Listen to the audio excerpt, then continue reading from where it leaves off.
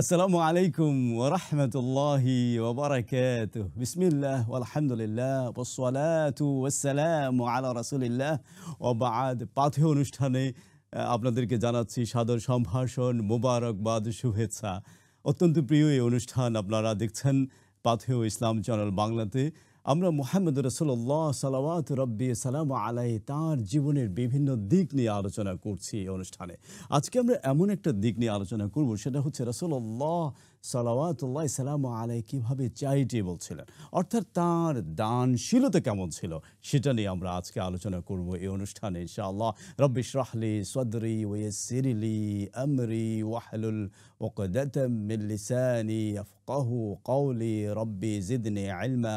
اللهم إنا نسألك علما نافعا ورزقا طيبا وعملا متقبلا آمين يا رب العالمين।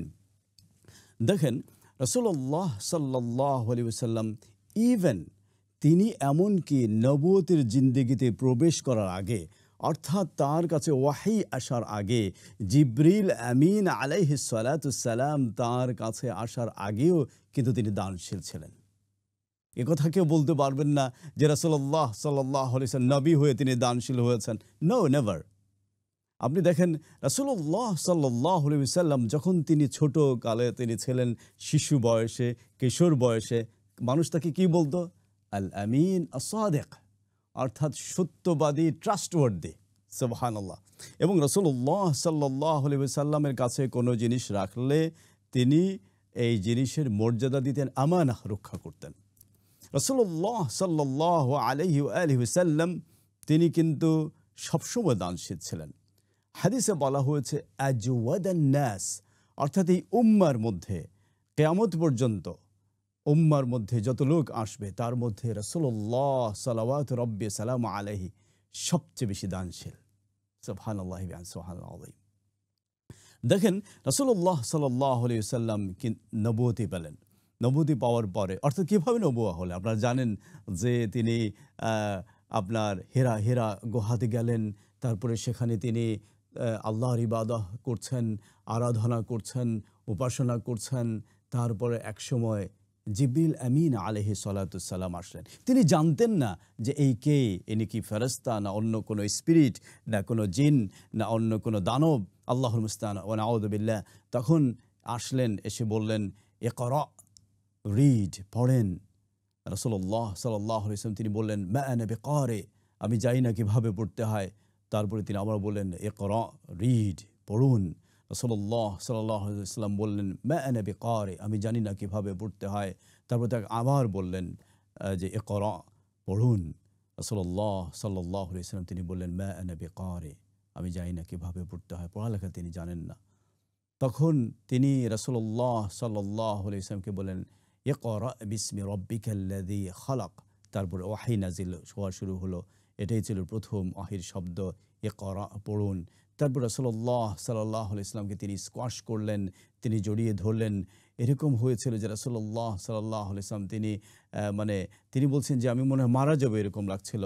তার কাঁপুনি শুরু হলো, শরীরের মধ্যে জ্বর হয়ে গেল। তারপরে তিনি আসলেন তার স্ত্রী খাদিজা রাদিয়াল্লাহু আনহার ঘরে।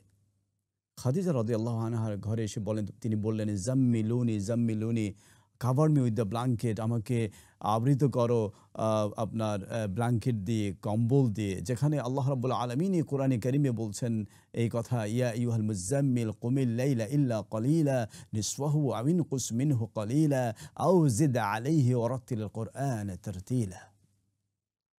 রাসূলুল্লাহ সাল্লাল্লাহু আলাইহি ওয়াসাল্লাম শঙ্কিত হয়ে গেলেন, ভয় পেয়ে গেলেন, জ্বর হয়ে গেল। খাদিজা রাদিয়াল্লাহু আনহার ঘরে তিনি শায়িত আছেন। তখন একটা জিনিস খেয়াল করেন, খাদিজা রাদিয়াল্লাহু আনহা কি বলেছিলেন, কি বলে তিনি রাসূলুল্লাহ সাল্লাল্লাহু আলাইহি ওয়াসাল্লামকে সান্ত্বনা দিলেন। তিনি বললেন কাল্লা, নেভার। যখন রাসূলুল্লাহ সাল্লাল্লাহু আলাইহি ওয়াসাল্লাম বলেন লাকাদ খাশিতু আলা নাফসি, আমি আমার বিষয়ে খুব শঙ্কিত, আমার কি যেন হয়ে গেছে, আমার কি যেন হচ্ছে, কেউ আমাকে ক্ষতি করছে। তখন খাদিজা রাদিয়াল্লাহু আনহা বললেন কাল্লা লা ইউখজিকাল্লাহু আবাদা, কখনো না, কোনো জিনিস আপনাকে ক্ষতি করতে পারে না। and Allah will not disgrace you. আল্লাহ এটা আপনি করবেন না, আল্লাহ কোনো ক্ষতি করতে পারবেন না আপনাকে।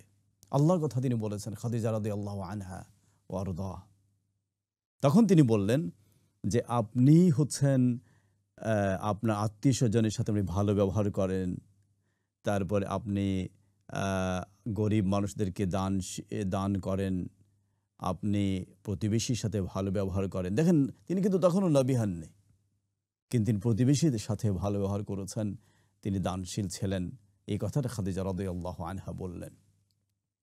এরপরে দেখেন রাসূলুল্লাহ সাল্লাল্লাহু আলাইহি ওয়া আলিহি ওয়াসাল্লাম তিনি আপনার দানের মাত্রা এমন ছিল যে তিনি একবার এক কওম আসলো তার কাছে। কওমের গোত্র একজন দলপতি অর্থাৎ একটা গোত্রের দলপতি তিনি আসলেন, নেতা আসলেন।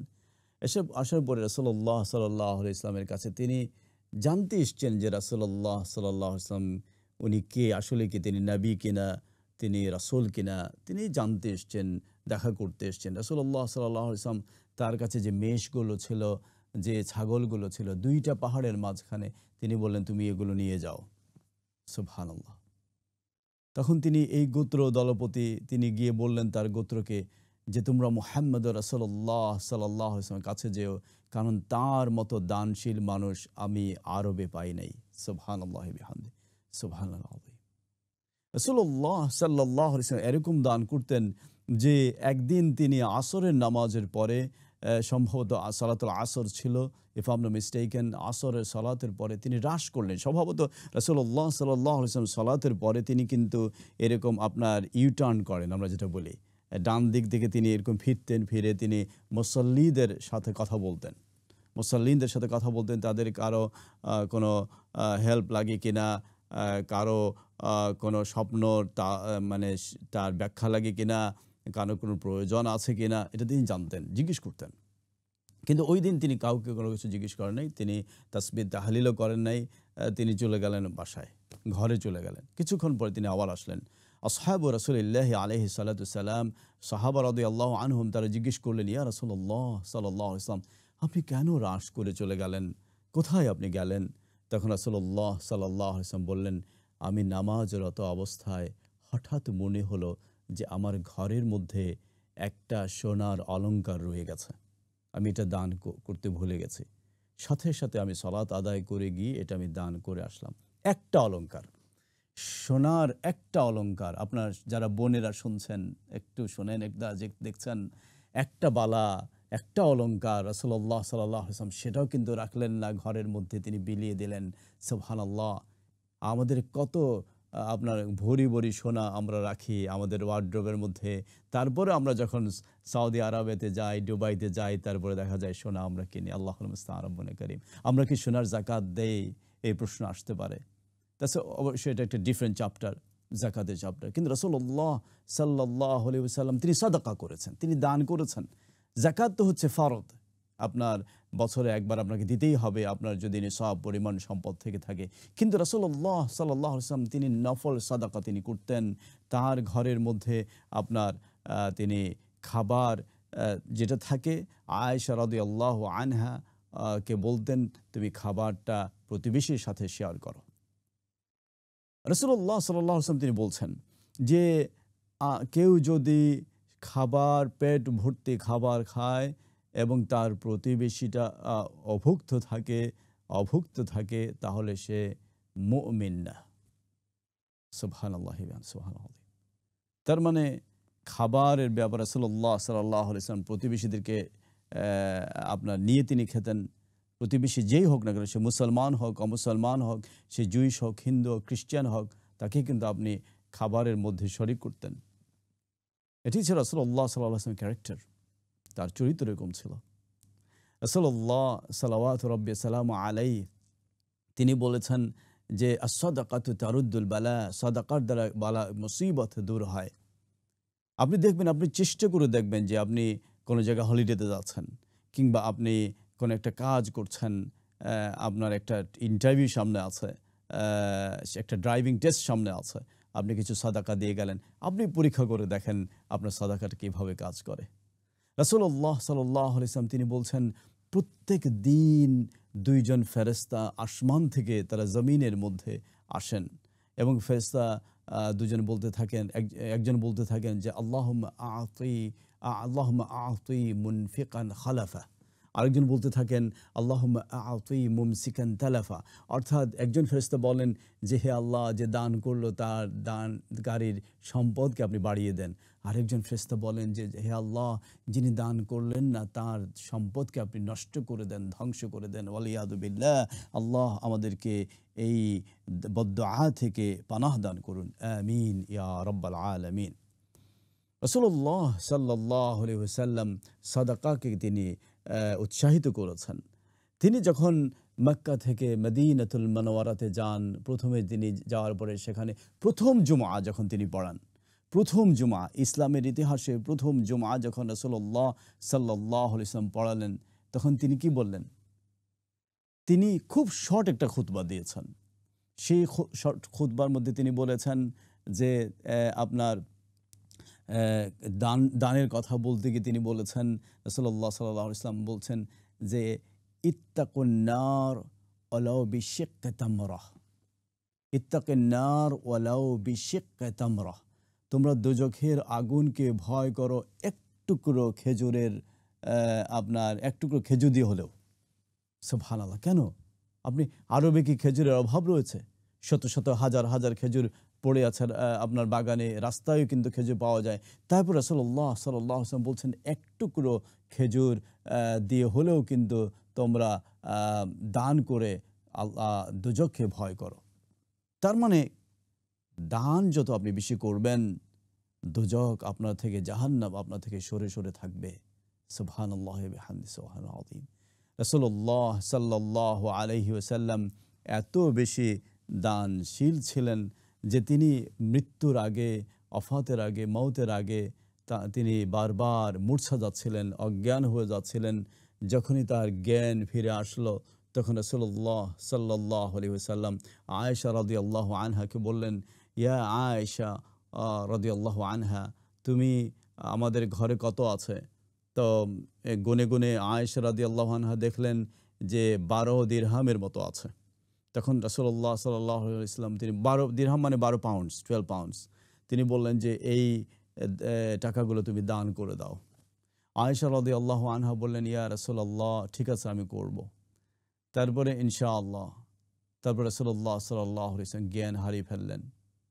তারপর আবার যখন তার জ্ঞান ফিরল, তিনি আয়েশা রাদিয়াল্লাহু আনহাকে জিজ্ঞেস করলেন, তুমি কি এটা দান করেছো? আয়েশা রাদিয়াল্লাহু আনহা বলেন, ইয়া রাসূলুল্লাহ, আমি তো আপনাকে নিয়ে বিজি, কারণ আপনি বারবার জ্ঞান হারিয়ে ফেলছিলেন, আপনি অজ্ঞান হয়ে যাচ্ছেন, আমি আপনাকে নিয়ে খুব বেশি ব্যস্ত আছি, আমি এটা তো দান করতে পারি নাই।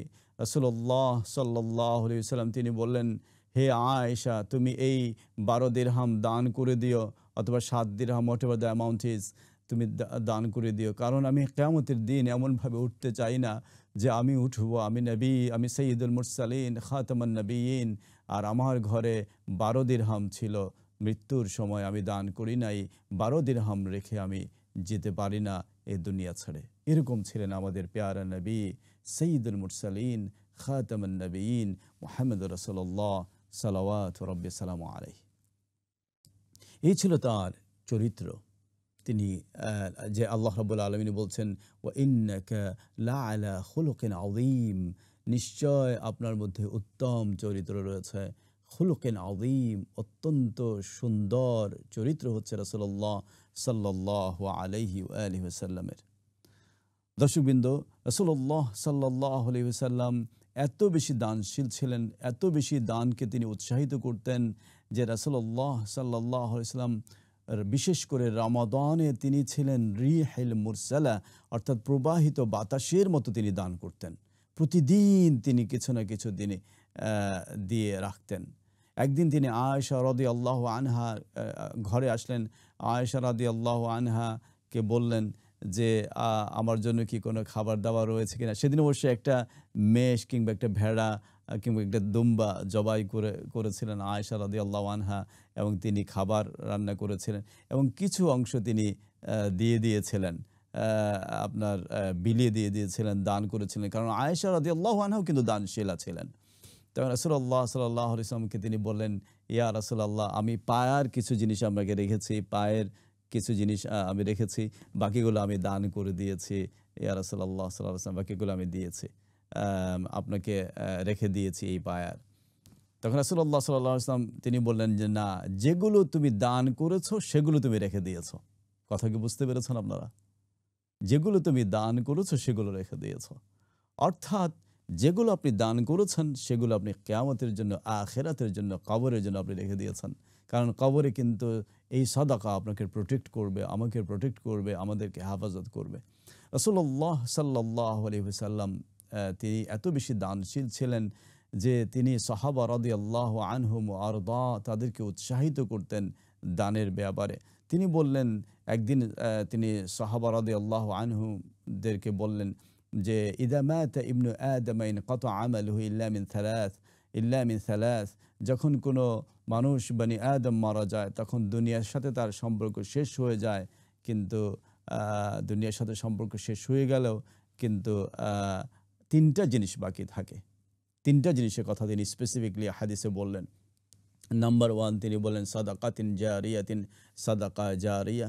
তারপরে বললেন ইলমিন ইউনতাফাউ বিহ, নলেজ যেটা বেনিফিশিয়াল।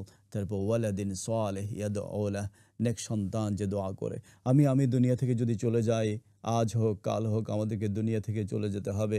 কুল্লু নাফসিন যায়িকাতুল মাউত ওয়া ইন্নামা তুওয়াফাউনা উজুরাকুম ইয়াওমাল কিয়ামাহ ফামান যুহজিহা আনিন নারি ওয়া উদখিলাল জান্নাতা ফাকাদ ফাজ ওয়া মাল হায়াতুদ দুনিয়া ইল্লা মাতাউল গুরুর। এ দুনিয়া থেকে আমরা সবাই চলে যেতে হবে। প্রত্যেকটা জানদারকে মৃত্যুর স্বাদ আস্বাদন করতে হবে। কিন্তু রাসূলুল্লাহ সাল্লাল্লাহু আলাইহি ওয়াসাল্লাম তিনি বলছেন যে দুনিয়া থেকে চলে যাওয়ার পরেও ৩ টা জিনিস কিন্তু বাকি থাকে। আপনার আমার কবরে যাওয়ার পরেও কিন্তু ৩ টা জিনিস বাকি থাকবে। এর মধ্যে ১ম তিনি বলছেন সাদাকাতিন জারিয়াতিন, সাদাকা জারিয়া। সর্বপ্রথম অর্থাৎ যে সাদাকা আমরা দিয়ে যাচ্ছি, যে সাদাকা আপনি দিচ্ছেন, এটা কিন্তু আ আ আপনার থেকে থাকবে, কিয়ামত পর্যন্ত থাকবে। কবরে আমাদের এই সাদাকাটা প্রোটেক্ট করবে, আমাদেরকে হেফাজত করবে। তারপর রাসূলুল্লাহ সাল্লাল্লাহু আলাইহি ওয়াসাল্লাম বলছেন জ্ঞান, ইলমিন ইউনতাফাউ বিহ, তারপরে ওয়ালাদিন সালিহ ইয়াদউ লাহ, নেক সন্তান যে দোয়া করে। সুবহানাল্লাহ। রাসূলুল্লাহ সাল্লাল্লাহু আলাইহি ওয়াসাল্লাম সাদাকার ব্যাপারে এত বেশি তিনি উৎসাহী ছিলেন। তিনি বলছেন যে কুল্লু মা'রুফিন সাদাকা, প্রত্যেকটা ভালো কাজ হচ্ছে সাদাকা। অনেকের হয়তো টাকা পয়সা নেই, সে দিতে পারবে না। সে হয়তো গতর খাটিয়ে মানুষের সাহায্য করতে পারবে। সে হয়তো তার হাত দিয়ে মানুষকে সাহায্য করতে পারবে। তার কলম দ্বারা হয়তো মানুষের সাহায্য হবে, তার কার্যকলাপ দ্বারা সাহায্য হবে। সেজন্য কিন্তু সেটাও কিন্তু সাদাকা, যদি সেটা ভালো হয়ে থাকে। কুল্লু মা'রুফিন সাদাকা, প্রত্যেক ভালো কাজ হচ্ছে সাদাকা। রাসূলুল্লাহ সাল্লাল্লাহু আলাইহি ওয়াসাল্লাম বলছেন। ইভেন তিনি বলছেন মুচকি হাসি যদি কেউ দেয়, সুবহানাল্লাহ, একজন ভাইকে দেখে মুচকি হাসি দিলেন, একজন বোনকে দেখে তিনি মুচকি হাসি দিলেন, স্মাইল করলেন, এটাও কিন্তু রাসূলুল্লাহ সাল্লাল্লাহু আলাইহি ওয়াসাল্লাম বলছেন সাদাকা। রাসূলুল্লাহ সাদাকা এত ভাস্ট শরিয়ার মধ্যে যে রাসূলুল্লাহ সাল্লাল্লাহু আলাইহি ওয়াসাল্লাম তিনি অনেক সাহাবা যখন আসলেন এসে বললেন, ইয়া রাসূলুল্লাহ, আমরা তো আহলে দুসুর না। আহলে দুসুর বিমানা তারা তো মানে ধনী না। তখন রাসূলুল্লাহ সাল্লাল্লাহু আলাইহি ওয়াসাল্লাম তিনি বললেন যে কেউ যদি তারা বললেন, আমরা তো কিভাবে দান করবো, আমাদের টাকা পয়সা নাই, তো আমরা আহলে দুসুর না, আমরা ইয়ে না, ধনী না, we are not rich people. তখন রাসূলুল্লাহ সাল্লাল্লাহু আলাইহি ওয়াসাল্লাম তিনি বললেন, তোমরা যদি কাউকে একটা কাউকে মাল টানো, কারোর জন্য মাল টেনে দাও, সুবহানাল্লাহ, সেটাও কিন্তু সাদাকা হবে। কাউকে কেউ ঘোড়ার উপরে, উটের উপরে মাল তুলতে পারছে না, উটের উপরে, ঘোড়ার উপরে, তখন আপনি তুলে দিলেন, সুবহানাল্লাহ, সেটাও কিন্তু সাদাকা হয়ে যাবে। সুবহানাল্লাহি বিহামদিহি সুবহানাল্লাহ। এভাবে রাসূলুল্লাহ সাল্লাল্লাহু আলাইহি ওয়াসাল্লাম দানশীলতার অনেক নমুনা রয়েছে আপনার ইসলামের ইতিহাসে, তার জীবনে, তার সিরতে রাসূলুল্লাহ সাল্লাল্লাহু আলাইহি ওয়াসাল্লাম যে কত দানশীল ছিলেন। জাযাকুমুল্লাহু খায়রান। কত মিনিট হয়েছে আমাদের?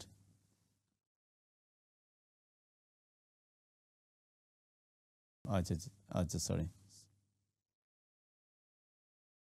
আমার এটা ইয়ে ইয়ে করেন না, সিগন্যাল দিবেন না। আমার ফর সাম রিজন আমি দেখতে পারলাম না এটা। 5 minutes না তাহলে এটা কাম করে